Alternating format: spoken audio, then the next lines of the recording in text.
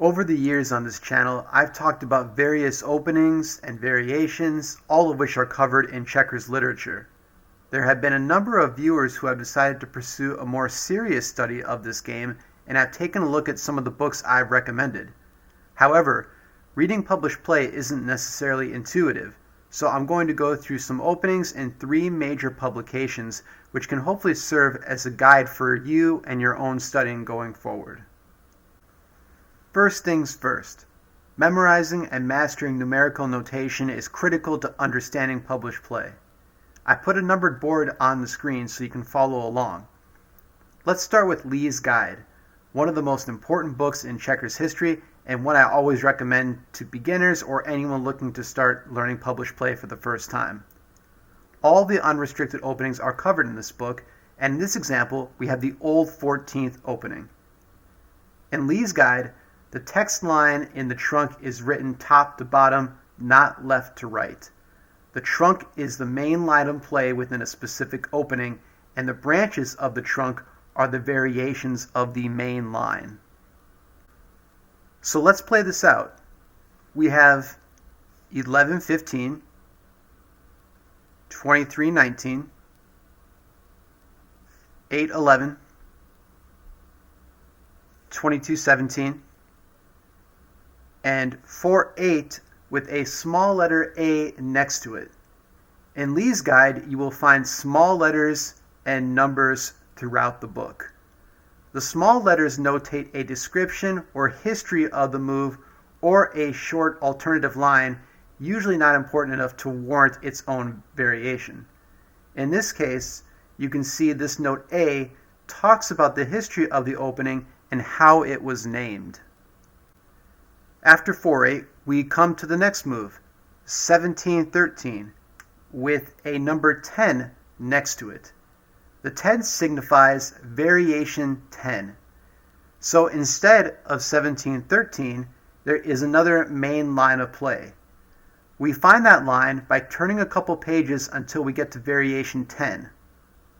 Once there, we can see that the first move is 25-22, which is played instead of the trunk line of 17-13. After 25-22, you can see there are 2 small letters next to 9-13 with an L and an O. As we look further down, we can see there are some alternative short lines of play instead of the 9-13 that's in variation 10.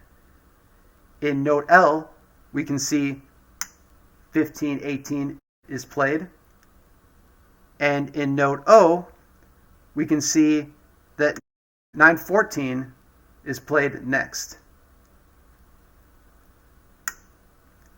If we stick to the main line in variation 10, so with 9-13, we can see that there is an S next to 27-23.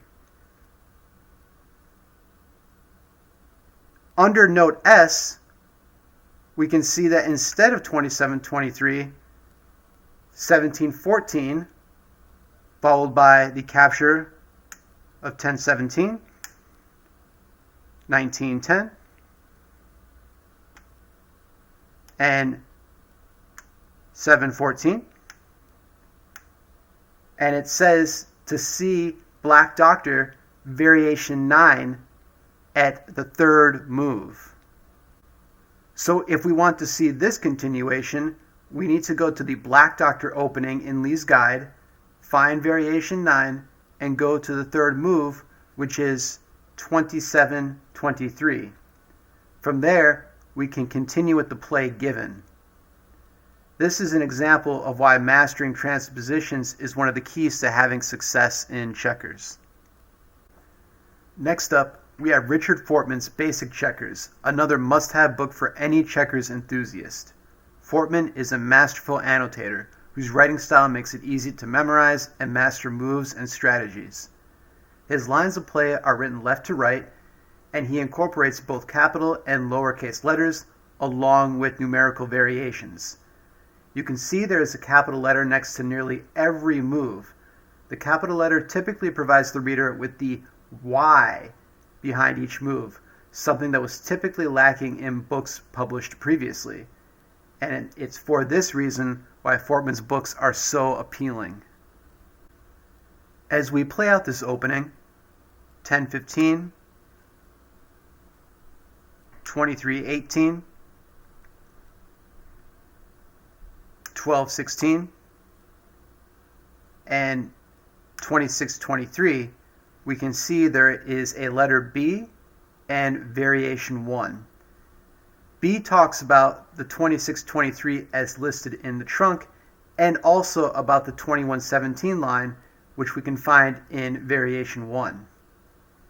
As we turn to variation 1, we can see that 21:17 is played instead of the 26:23, and then we have the ensuing line of play with additional letters and notes. Finally, we have Solid Checkers by living Grandmaster Richard Pask. Richard has many books available that can be downloaded or purchased online at Bob Newell's Checker Maven website. Richard has a similar approach as the others, with his moves going from left to right, with one major exception. You can see here in this opening 10:15, 23:18, 6:10, and 18:14 with the letter R and the number 10 next to it. The R in Richard's books means it's a move he personally recommends. The number 10 means we need to go to variation 10 to find the continuation. So instead of 18:14 that's listed in the trunk, we can see that 27:23 is listed in variation 10 with yet another number next to it, the number 11. So instead of playing through the 27:23 line that is in variation 10, we can play 26:23, which is listed in variation 11. After 26:23, there is 1-6, 30:26, 9:13, which goes into the 9:13, 23:18, 10:15 opening. So if we go into that opening in Solid Checkers, we can find the same run-up. Yet another reason to master transpositions. In the 3 books I featured today, you can see they're all a bit unique in how they present published play. Of course, there are many, many more opening books out there, but the 3 I showed today are probably the most accessible online. I hope this video is helpful to those who have a desire to study and learn more about this great game. Thanks, as always, for watching.